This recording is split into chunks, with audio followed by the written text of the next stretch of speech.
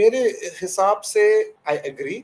मुझे दिक्कत क्या लगती है कि आई थिंक यश ने ये यश भाई ने मेरे स्ट्रीम पे हमारे स्ट्रीम पे ये कहा था कि मुझे लगता है Emran is a little he is too naive और too actually rather not naive he is too sweet. बहुत थोड़ा भोला सा मैनेजर उसके शक्ल पे दिखता है, वो सारा बहुत चीजें अपने पे ही ले लेता है। He doesn't deflect, he is very self absorbent and very self critical more than others. इसलिए लिटरली उसने कहा था लास्ट सीजन के we are probably one of the worst teams of United ever. Literally, he said that of his own team. So I think he's a good manager.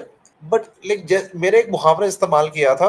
मैंने ये बोला था कि एमरिम को यूनाइटेड जाना, एमरिम का जो नौकरी है यूनाइटेड पे, जो उसकी जिम्मेदारी है, जो उसको जिम्मेदारी सौंपी गई है एमरिम को, वो है एक तरफ से, एक नजरिए से, एक जलते हुए घर में एक फायर फाइटर को एक मात्र सिलेंडर ऑफ फायर हाइड्रेंट के साथ। क्या वो बंदा एक फायर सिलेंडर से पूरा जलता हुआ घर बचा सकता है कि नहीं, आप बताइए। और ये जो मुहावरा मेटाफर जो मैंने इस्तेमाल किया, it is not an exaggeration, it is literally urban house. या तो मुहावरे को शायद किसी और तरीके से यार ज्यादा रियलिटी के करीब रखते हुए देखे थे तो it is a leaking house, a house full of leaks, literally leaks, it's in a bad condition, ये सब जानते हैं, है ना। तो एमरिम की फिलहाल गलती नहीं है। एमरिम हाँ कुछ चीजें अलग कर सकता है, ये मैं एमरिन में कहूंगा। एमरिन थोड़ा सा मुझे ऐसा लग रहा है थोड़ा ढीठ तो है, वो फ्लेक्सिबल नहीं हो पाया है अपने फिलॉसफी के साथ। बहुत टाइम तक आर्टेटा ने भी इनिशियल ईयर्स में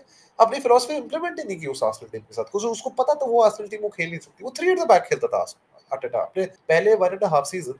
आर्टेटा ना 3 एट द बैक 1.5 सीजन के बाद दैट ही जब उसको पता चला कि यार बुकायो साका विंग बैक खेलता था, मुझे याद है उस टाइम पे लेफ्ट विंग बैक खेलता था बुकायो साका, क्योंकि उसके पास टीम ही नहीं थी अपनी जो वो खिलाना चाहता था। जब आपके पास प्लेयर्स नहीं है, आप उस टीम से खिलाओ। टूकल ने 3 एट द बैक कभी नहीं खेला था चेल्सी से पहले, कभी भी अपने मैनेजरियल करियर में। क्यों चेल्सी को आके उसने 3 एट द बैक चूजा? उसने बोला कि भाई मेरे पास प्लेयर्स हैं वो खेलने के लिए, मेरे पास प्लेयर्स है, ये जो फुल बैक्स है मेरे, इनके पास अटैकिंग पोटेंशियल इतना है और इनके पास तब उनके पास फिटनेस थी रीस जेम्स के पास एटलीस्ट फिलहाल उस सीरियस इंजरी से पहले, कि ये आगे पीछे भाग सकते हैं। और बेन चिलवेल की भी तो अब आप ये बहस कर सकते हो कि बेन चिलवेल बहुत टाइम से इंजरी प्रोन प्लेयर हर वक्त रह चुके हैं।